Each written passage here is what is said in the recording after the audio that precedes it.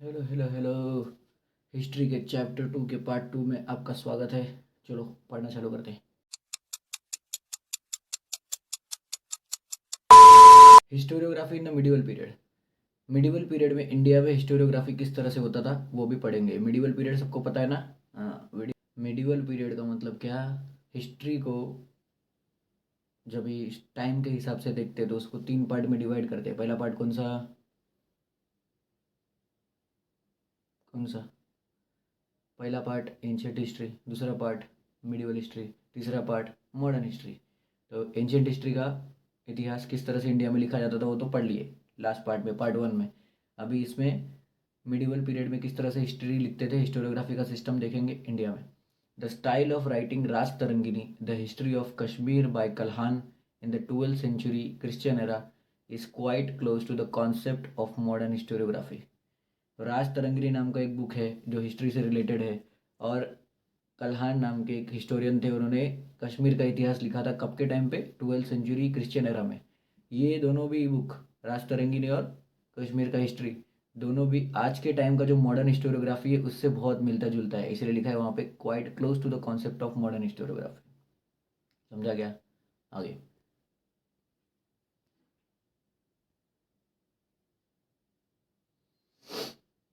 Kalhan himself says that he wrote this text after critically examining various sources like inscriptions, coins, remains of ancient monuments, dynastic records and local traditions.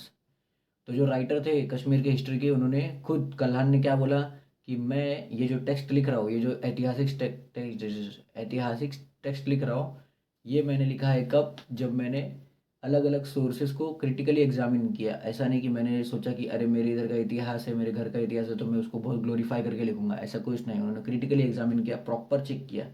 क्या क्या चीज़ को check किया? Inscriptions को check किया। Inscription देखो, पिछले class में, पिछले वीडियो में पढ़ा था। इंस्क्रिप्शन क्या होता है? किसी भी पत्थर के ऊपर या किसी भी चीज़ के ऊपर, मेटल के ऊपर अगर कुछ लिखा जाता है तो उसको बोलते हैं इंस्क्रिप्शन। तो इंस्क्रिप्शंस को इन्होंने चेक किया, फिर कॉइन्स को चेक किया, फिर रिमेन्स ऑफ एंशियंट मॉन्यूमेंट्स, मतलब पुराने जो मॉन्यूमेंट्स हुआ करते थे, पुरानी बिल्डिंग्स हुआ करती थी, उसमें जो कुछ भी आज बचा हुआ है, ऐसा नहीं कि उसके साथ कोई छेड़छाड़ की गई हो, जो एक्चुअल मॉन्यूमेंट जो बचा हुआ है वहाँ पे जाके इन्होंने स्टडी किया कि किस तरह से क्या होता था। जैसे पिछले क्लास में हम लोग ने पढ़ा था, देखो अशोक सम्राट का के जो पिलर्स होते थे उसमें उनके राजकाज के बारे में बताते थे कि वो किस तरह से राज करते थे, या रूल्स को कुछ लिखा जाता था।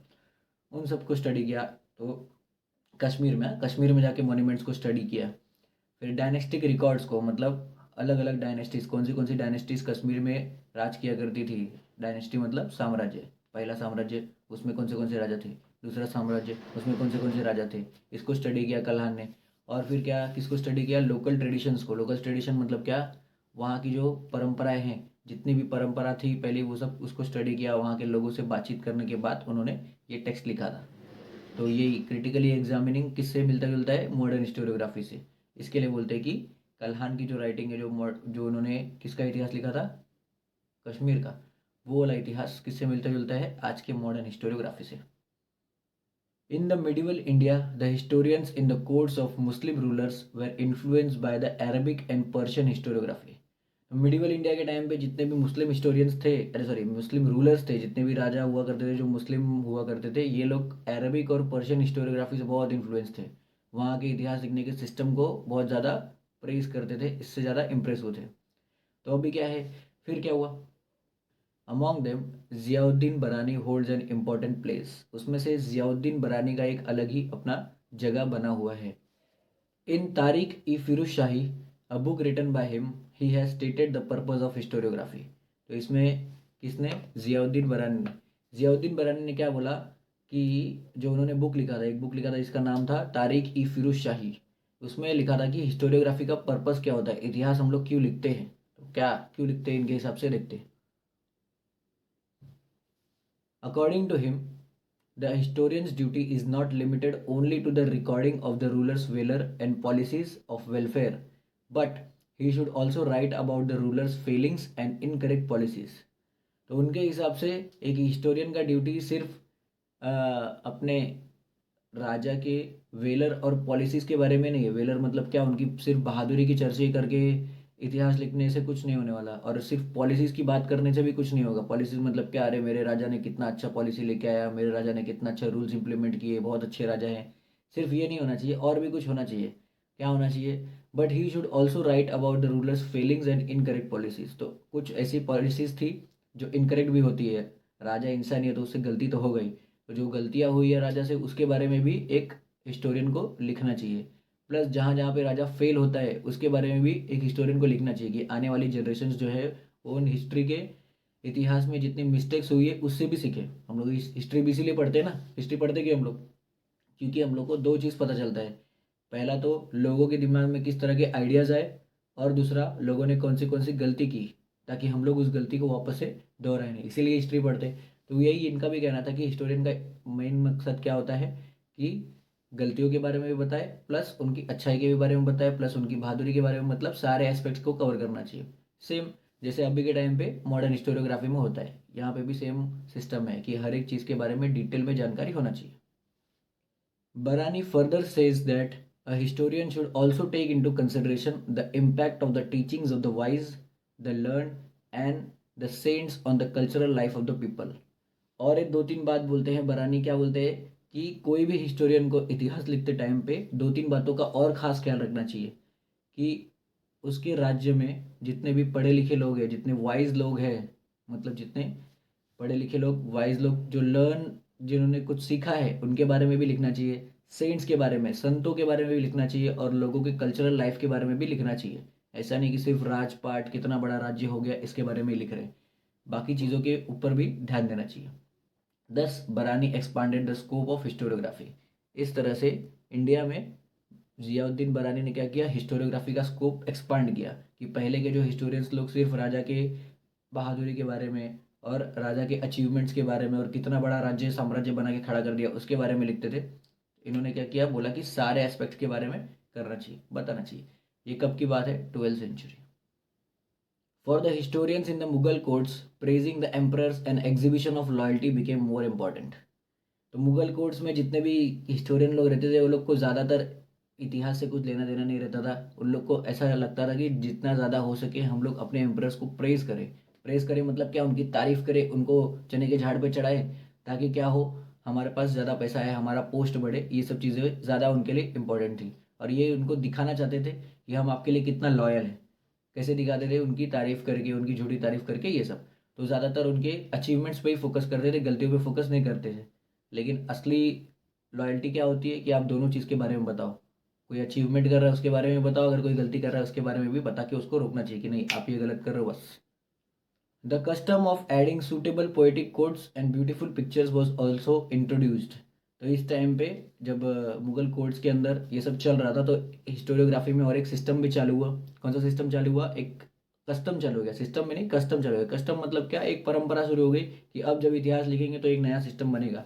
तो उसमें पोएटिक कोड्स मतलब क्या, पोएम की तरह इतिहास को लिखा जाने लगा, और अच्छी अच्छी सुंदर सुंदर पिक्चर्स को भी इंट्रोड्यूस किया गया इतिहास में। पहले सिर्फ लिखा जाता था टेक्स्ट, ये देखो ऐसे हमारे राजा हैं, बहुत अच्छे हैं, इनका ये अचीवमेंट है, राजा ने ये गलती किया, ये आप मत करना, ये सब चीज़। लेकिन बाद में धीरे धीरे पोएम्स के माध्यम से, क्योंकि कोई भी चीज़ पोएटिक होती है तो पढ़ने में अच्छा लगता है, तो ये चीज़, दो चीज़ें इंट्रोड्यूस हुई। कौन सी? पोएटिक कोट्स, और दूसरा ब्यूटीफुल सुंदर सुंदर pictures. Babur, the founder of Mughal empire, wrote an autobiography entitled Tuzuk i Baburi. तो मुगल एम्पायर जो था, मुगल साम्राज्य के जो फाउंडर थे, सबसे पहले राजा बाबर, उन्होंने खुद का एक ऑटोबायोग्राफी लिखा। ऑटोबायोग्राफी मतलब खुद के बारे में, इतिहास के बारे में लिखा। उसका नाम था Tuzuk i Baburi. It contains the descriptions of the battles fought by him. इसमें किसमें? तुजुक ई बाबरी, जो ऑटोबायोग्राफी बाबर ने लिखा था, उसके अंदर उन्होंने जितना लड़ाई लड़ा है सबके बारे में डिस्क्रिप्शन लिखा है, कि जब मैं अलग अलग जगह पे जाके मैंने लड़ाई किया तो कैसा लगा, वो सब चीज़। Babar also recorded his minute observations of various regions and cities traveled by him, including the local economy, customs and flora. तो जब बाबर ने इसके बैटल्स के बारे में लिखा, उसके साथ साथ में दो तीन चीज़ें और लिखी। क्या क्या लिखा? कि जब वो अलग अलग जगह पे जाते थे, अलग अलग शहरों में जाते थे, तो वहाँ की ऑब्जर्वेशन के बारे में लिखते थे। क्या क्या ऑब्जर्व करते थे? लोकल इकोनॉमी, वहाँ पे पैसे का क्या सिस्टम है। कस्टम्स एंड फ्लोरा, कस्टम्स मतलब वहाँ पे लोग किस तरह से रहते हैं, वहाँ पे खाने का टाइम क्या है, सोने का टाइम क्या है, किस तरह से लोग शादियाँ करते हैं, किस तरह से सेलिब्रेशन करते हैं, हाँ, और पढ़ाई लिखाई का सिस्टम क्या है, ये कस्टम्स और ट्रेडिशंस, ये भी ऑब्जर्वेशन भी उन्होंने लिखा। और फ्लोरा के बारे में, फ्लोरा और फौना मतलब क्या, वहाँ की वेजिटेशन कि किस तरह से वहाँ पे पेड़ उगते हैं, कौन से प्लांट्स को ज़्यादातर उगाया जाता है, किसका क्या मतलब है, ये सब चीज़ें भी ऑब्जर्व करके उन्होंने अपने बुक में लिखा। बुक का नाम क्या था? टुजुक ई बाबरी। इसके बाद और एक बुक है, Abul Fazl's Akbarnama is very important from the view point of critical historiography. ठीक है, तो ये तो हो गया खुद का ऑटोबायोग्राफी, मतलब खुद के बारे में लिख रहे थे। जो खुद के बारे में लिखता है ज़्यादातर सब लोग क्या करेंगे, अपनी तारीफ ही करेंगे, अपनी गलती के बारे में ज़्यादातर कोई बताता नहीं है। लेकिन अबुल फजल का जो अकबरनामा करके एक बुक था, ये बहुत ज़्यादा इंपॉर्टेंट है, क्योंकि ये क्रिटिकल हिस्टोरियोग्राफी है। क्रिटिकल हिस्टोरियोग्राफी मतलब क्या, हर एक पॉइंट को ध्यान से देख देख के बताते हैं, सिर्फ तो ये तारीफ नहीं, अगर गलतियां हैं तो वो भी बताते हैं। हिज मेथड ऑफ कलेक्टिंग, एक his method of collecting authentic historical documents and their scrutiny is looked upon as a devoid of bias and hence realistics। मतलब क्या, कि उनका जो तरीका था, अपने तरीके में क्या करते थे, ऑथेंटिक हिस्टोरियल डॉक्यूमेंट्स को कलेक्ट करते थे। सबसे पहले डॉक्यूमेंट्स को कलेक्ट करते थे। मॉडर्न हिस्टोरियोग्राफी जैसा हमने भी पढ़ा था कि पहले डॉक्यूमेंट्स को और सोर्सेस ऑफ हिस्ट्री को कलेक्ट किया जाता है, और उसके बाद उसको स्क्रूटिनी करते। स्क्रूटिनी मतलब क्या, चेक करते थे। और इसीलिए ऐसा माना जाता है कि अबुल फजल का जो अकबरनामा था, ये बायस से डिवॉइड है। बायस से डिवॉइड मतलब क्या, इसमें कोई एक तरफा उन्होंने नहीं लिखा है, सिर्फ राजा के बारे में तारीफ तारीफ नहीं लिखा है, हर एक चीज़ को प्रॉपरली चेक करके और फिर लिखा है। इसीलिए उसको रियलिस्टिक माना जाता है कि हो सकता है ये सच है। बखर and cancer, Bakhar is an important type of historical document of medieval times. It contains eulogies of the heroes and stories of historic events, battles, lives of great men. तो बखर एक बहुत ही इंपॉर्टेंट टाइप का document हुआ करता था medieval times में। इसमें क्या होता है, यूलॉजीज ऑफ हीरोज है, हीरोज के यूलॉजीज है।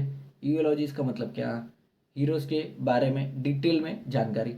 और स्टोरीज ऑफ हिस्टोरिक इवेंट्स, जो ऐतिहासिक घटनाएं हुई थी जिसने पूरे तरीके से इतिहास को चेंज करके रख दिया, ऐसी घटनाओं के बारे में लिखा गया है। बैटल्स के बारे में लिखा गया है, बैटल्स मतलब बड़ी बड़ी लड़ाइयों के बारे में लिखा गया है। लाइव्स ऑफ ग्रेट मैन, महान लोगों की जिंदगी के बारे में लिखा गया है। तो ये कौन सा डॉक्यूमेंट है, बहुत इंपॉर्टेंट है, नाम क्या है, bakhar. Marathi bakhars are of various types. Sabhasad bakhar was written by Krishnaji Anant Sabhasad during the reign of Chhatrapati Rajaram Maharaj. Marathi bakhar जो है वो अलग अलग टाइप के होते हैं। इसमें से एक एग्जाम्पल है सभासद बखर का।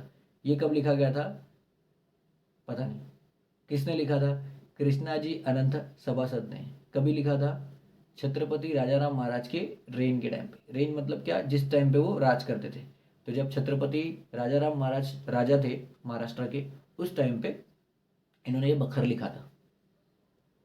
It is an important bakhar for getting information about the rule of Chhatrapati Shivaji Maharaj.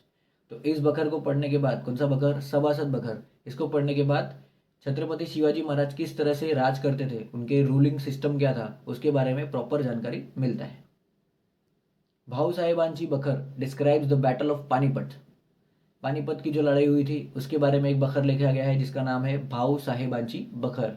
Another बखर एंटाइटल्ड, एक मिनट, अनदर बखर एंटाइटल्ड पानीपतची बखर is also about the same event. और एक बखर है जिसका नाम है पानीपतची बखर, वो भी सेम इसी इवेंट के बारे में, पानीपत की लड़ाई के बारे में ही है, लेकिन उसका नाम क्या है, पानीपतची बखर। तो एक बखर है भाऊ साहिबांची बखर और दूसरा है पानीपतची बखर। दोनों भी किसके बारे में लिखा गया है, पानीपत की लड़ाई के बारे में। होलकरांची कैफियत provides information about the Holkars and their contribution to the Maratha rule. तो मराठा रूल के टाइम पे जो होलकर फैमिली थी उसके बारे में पूरा अच्छे से डिटेल्स में बताया गया है। कौन से बखर में, होलकरांची कैफियत, ये नाम से एक बखर है उसमें। Bakhars can be divided into various types such as biographies of kings, dynastic history, descriptions of events, history of a sect, autobiographies regarding grievances based on mythologies and state administration by a king. Bakhars को अलग अलग type में divide किया जा सकता है based on the topic, कि किस टॉपिक पे वो लिखा गया है। तो पहला टॉपिक हो सकता है बायोग्राफीज ऑफ किंग, कि राजा लोग के बारे में, उनकी लाइफ स्टोरी के बारे में जब लिखते हैं उसको बोलते हैं बायोग्राफी।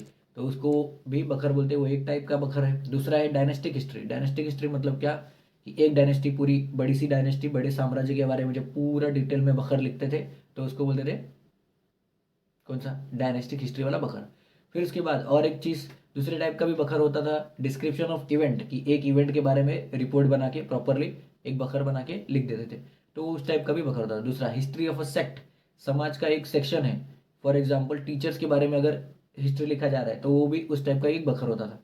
उसके बाद ऑटोबायोग्राफीज, ऑटोबायोग्राफी मतलब क्या, कोई राजा अगर खुद के बारे में अपने लाइफ स्टोरी के बारे में लिख रहे हैं, या कोई दूसरा इंसान अपने खुद के लाइफ स्टोरी के बारे में लिख रहा है जो पूरे इतिहास को कवर कर रहा है, तो वो भी एक टाइप का बखर था। दूसरा दूसरा नहीं, नेक्स्ट, रिगार्डिंग ग्रीवेंस। ग्रीवेंस का मतलब क्या, ग्रीवेंस का मतलब अगर मुझे आपसे कुछ प्रॉब्लम है तो मुझे आपसे ग्रीवेंस है उसको मैनेज करने के लिए, तो वो भी बखर है। तो एक एक टाइप का हिस्टोरिकल डॉक्यूमेंट हो जाता है, सोर्सेज ऑफ हिस्ट्री हो जाता है, कि अगर पहले के टाइम पे अगर दो जन को आपस में प्रॉब्लम है तो वो लोग कैसे सॉल्व करते थे, उसके बारे में भी बखर लिखा जाता था। Based on mythologies and state administration by king, कि एक राजा अपने स्टेट में एडमिनिस्ट्रेशन किस तरह से करता था। एडमिनिस्ट्रेशन का मतलब क्या, किस तरह से पूरे स्टेट को, पूरे अपने पूरे के पूरे साम्राज्य को संभालता था, वो भी उसके बारे में भी अगर लिखा तो वो भी एक टाइप का बखर हो गया। मिथोलॉजीज के बारे में, पौराणिक कथाओं के बारे में, पुराने ज़माने की जितनी कथाएं हैं उसके बारे में जब बखर लिखते थे तो वो भी एक टाइप का। इस तरह से बखर को एक हिस्टोरिकल डॉक्यूमेंट हम समझ सकते हैं, जिसमें अलग अलग टाइप के अलग अलग इवेंट्स के अलग अलग नीश में वो लोग क्या लिखते थे, इतिहास को लिखते थे। ये हो गया मिडिवल इंडिया का इतिहास, कि किस तरह से सिस्टम कैसा था। ये पूरा इतिहास नहीं है, लेकिन इतिहास लिखने का सिस्टम अलग अलग टाइम्स में, ये कुछ था मराठा साम्राज्य के टाइम का बखर वाला सिस्टम, और अबुल फजल का अकबरनामा जो था वो मुगल साम्राज्य के टाइम का। ये सब चीज़ पूरा सिस्टम पढ़ा आप लोगों ने। अभी नेक्स्ट क्लास में historiography in the modern period पढ़ेंगे। Bye bye.